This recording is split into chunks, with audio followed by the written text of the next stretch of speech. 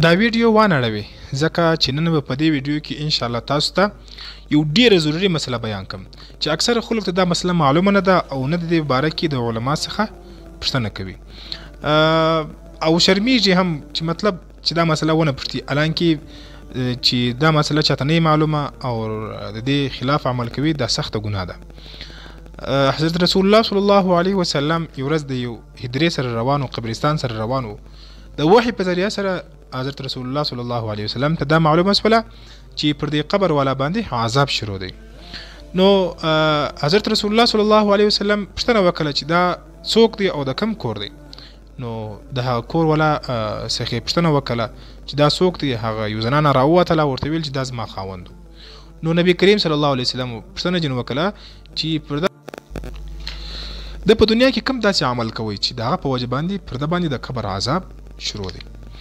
هغه زنان یې ورته وویل چې نور خو ډېر تقواداره پرهیزګاره انسان و، خو دی چې ولو شپانه ولو او د کم چې وزې وې کم چې حیوانات و د هغو د بولو څخه خپل ځان خپل جامې نه کتلې د هغه څخه نه بچاولې. نو بیا نبی کریم صلی الله علیه وسلم ارشاد وفرمایل چې اکثره عذاب قبر چې دی هغه د بولو د وجې دی چې انسان د بولو څخه خپل ځان نه بچاوي. اکثر عذاب قبر هغه د وجې څخه دی. نو به نن هغه کوم ضروري مسله و هغه دا ده چې استنجا په څه وخت کې په اوبو سره کول واجب ده او په څه وخت کې په اوبو سره کول سنت ده.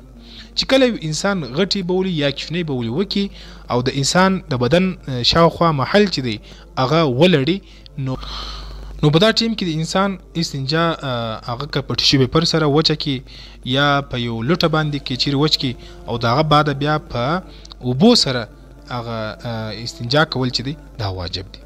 که چیرې یو انسان غټ یا چنی بولي وکي لیکن د خپل بدن نه ولړل سي مطلب نجاست هغه نه ولګي شاوخوا پر او په داسې حالت کې استنجا کول هغه دغه د سنت دی په اوبو سره. که چیرې نه وکي بس خلاف سنت کار خو دی وکي ولیکن واجب نه ده.